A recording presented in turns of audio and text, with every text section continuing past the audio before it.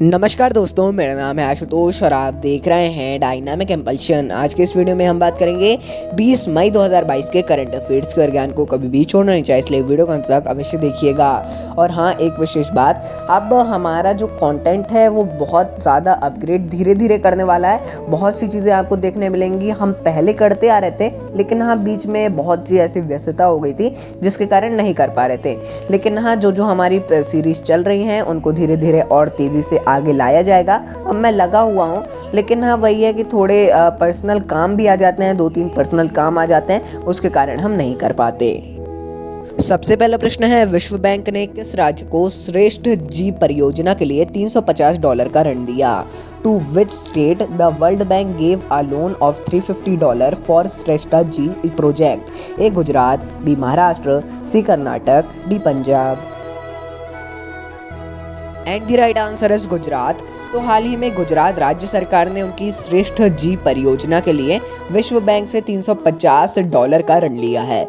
देखिए, ये ज़रूरी ऋण की बात तो नहीं है, फिर भी ज़रूरी एग्जाम के पर्पज से, लेकिन ये ज़रूरी है कि ये क्या है। इसका उद्देश्य स्वास्थ्य के क्षेत्र को बढ़ावा देना है। इसका फुल फॉर्म भी नीचे आपको दिखाया जा रहा है। अब देखिए, एक बहुत ही अच्छी परियोजना है। मतलब हर राज्य की वर्तमान में तो एक स्पेशल सबसे बड़ी परियोजना चली रही है अलग अलग राज्यों की। उसी प्रकार गुजरात में भी ये उनकी सबसे बड़ी परियोजनाओं में से एक है।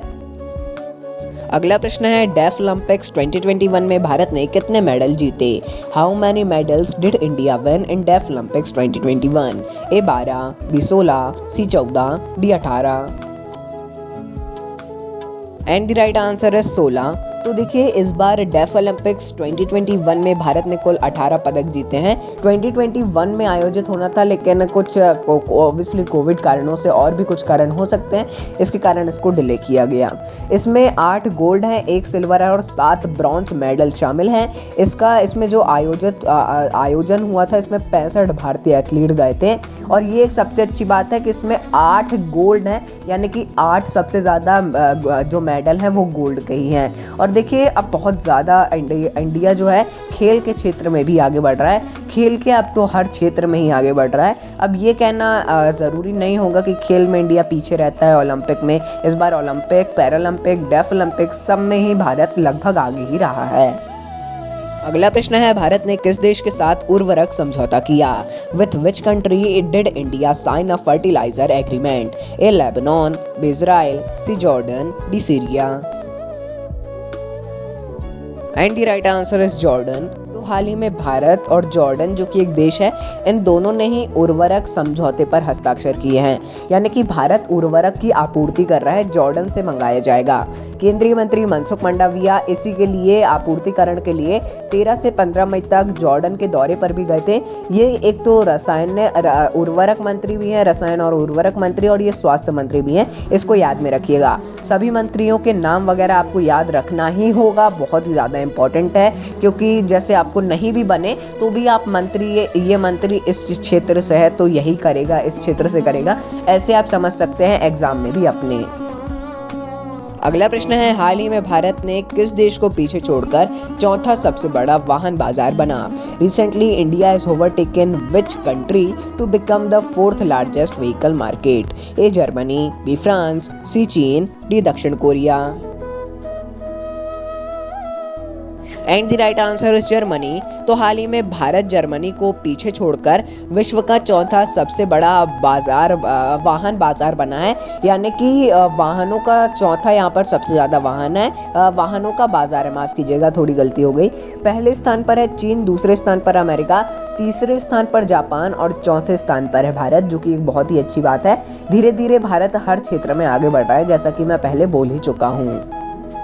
अगला प्रश्न है, हाल ही में किस केंद्र शासित प्रदेश के उपराज्यपाल ने इस्तीफा दिया? Recently lieutenant governor of which union territory resigned? A Andaman और Nicobar, B Delhi, C Ladakh, D Puducherry. And the right answer is Delhi. तो हाल ही में दिल्ली के उपराज्यपाल अनिल बैजल ने अपने पद से इस्तीफा दिया है। उन्होंने व्यक्तिगत कारणों का हवाला देकर राष्ट्रपति को अपना इस्तीफा सौंपा है। याद रखिएगा कि जो उपराज्यपाल होते हैं, लेफ्टिनेंट गवर्नर होते हैं, वो राष्ट्रपति को ही अधिकतर अपना इस्तीफा सौंपते हैं। इन्होंने लगभग 5 साल 4 महीने का अपना पूरा कार्यकाल किया है। हाँ, फिर भी बहुत ही अच्छा रहा इनका कार्यकाल और आपको ये जानकर ताज्जुब हो सकता है ये भी एक IAS अधिकारी थे। अगला प्रश्न है, वडनगर अंतर्राष्ट्रीय सम्मेलन को कहाँ आयोजित किया गया? Where the Vadnagar international conference held? A Vadnagar, B Gandhinagar, C Surat, D Kevadia. And the right answer is Gandhinagar. तो देखिए, हाल ही में गांधीनगर में वडनगर अंतर्राष्ट्रीय सम्मेलन का उद्घाटन किया गया। इसका एक्चुअल में नाम वडनगर अंतर्राष्ट्रीय सम्मेलन है, लेकिन इसे गांधीनगर में आयोजित किया गया है। और वडनगर कोई भी डिस्ट्रिक्ट नहीं है, गांधीनगर तो नहीं है इसका डिस्ट्रिक्ट, मेरे को एक्चुअल में याद नहीं है, आप उसको देख लीजिएगा। इसका उद्घाटन मुख्यमंत्री भूपेंद्र पटेल जी के द्वारा किया गया है और इसे यूनेस्को और संस्कृति मंत्रालय इन दोनों ने इसमें सहयोग किया है और इसे संग्रहालय दिवस के उपलक्ष्य में आयोजित किया गया था। अगला प्रश्न है, हाल ही में किस राज्य ने माईगॉव का शुभारंभ किया? Which state has recently launched MyGov? A Madhya Pradesh, B Odisha, C Nagaland, D Karnataka. And the right answer is Karnataka. तो देखिए, हाल ही में कर्नाटक के मुख्यमंत्री बसवराज बोम्मई जी के द्वारा माईगॉव कर्नाटक का शुभारंभ किया गया है। ये क्या है माईगॉव? तो माईगॉव एक मतलब पूरा भारत का, मतलब एक तो पूरे भारत का है, केंद्र सरकार के द्वारा किया जाता है। अलग अलग कॉन्टेस्ट, यानी नागरिक और एक सरकार दोनों के बीच में एक तालमेल बैठाने के लिए ऐसा किया गया था और इसे लाने वाला ये भारत का 17वां राज्य बन चुका है। ऐसे हर राज्य को लाना ही चाहिए, बहुत ही अच्छा होता है। इसमें कॉन्टेस्ट वगैरह हमेशा चलते रहते हैं, आप भी इसमें पार्टिसिपेट कर सकते हैं। मेरे पास कम से कम 16-17 इसके सर्टिफिकेट रखे हुए हैं। जी हाँ, इसमें सर्टिफिकेट भी मिलते हैं, आप इसको भी देख सकते हैं। एक पूरे इंडिया का है mygov.in और एक mp.mygov.in, karnataka.mygov.in, ऐसे अलग अलग राज्यों का भी है। अगला प्रश्न है, हाल ही में सरकार ने निम्न में से किस परिषद के गठन की घोषणा की? Recently the government announced to the formation of which of the following council? A Bharatiya silk परिषद, बी भारतीय कपास परिषद, सी भारतीय नायलॉन परिषद, डी भारतीय जूट परिषद। And the right answer is भारतीय कपास परिषद। तो हाल ही में केंद्र सरकार ने भारतीय कपास परिषद के गठन की घोषणा की है। वर्तमान में तो इसकी अध्यक्षता शुरुआत में सुरेश भाई कोटक के द्वारा की जाएगी और इसमें कपड़ा कृषि वाणिज्य और वित्त मंत्रालय भी अपना सहयोग देंगे, ऐसी घोषणा की गई है। तो एक भी ये बहुत ही अच्छी बात है, इसमें कपास के क्षेत्र में भी बढ़ोतरी होगी। अंतिम प्रश्न है, हाल ही में किसे मुख्य चुनाव आयुक्त नियुक्त किया गया? Who has been appointed as the chief election commissioner recently? A Rajiv Kumar, B Ashwini Jaiswal, C Sanjay Mishra, D Santram Barman. And the right answer है राजीव कुमार। तो देखिए, हाल ही में श्री राजीव कुमार जी को भारत का 25वां मुख्य चुनाव आयुक्त नियुक्त किया गया है।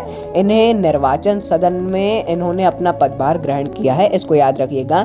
मतलब जो निर्वाचन आयोग है, इसका जो चुनाव आयोग है, इसका जो मुख्यालय है उसको कहते हैं निर्वाचन सदन, इसको भी याद करिएगा। रेल भवन है और हो गया विज्ञान भवन है, ऐसे अलग अलग। तो दोस्तों, ये था अंतिम प्रश्न। कुछ भी कंफ्यूजन हो तो आप कमेंट में पूछ सकते हैं। मिलते हैं अगली वीडियो में। नमस्कार। Dynamic impulsion.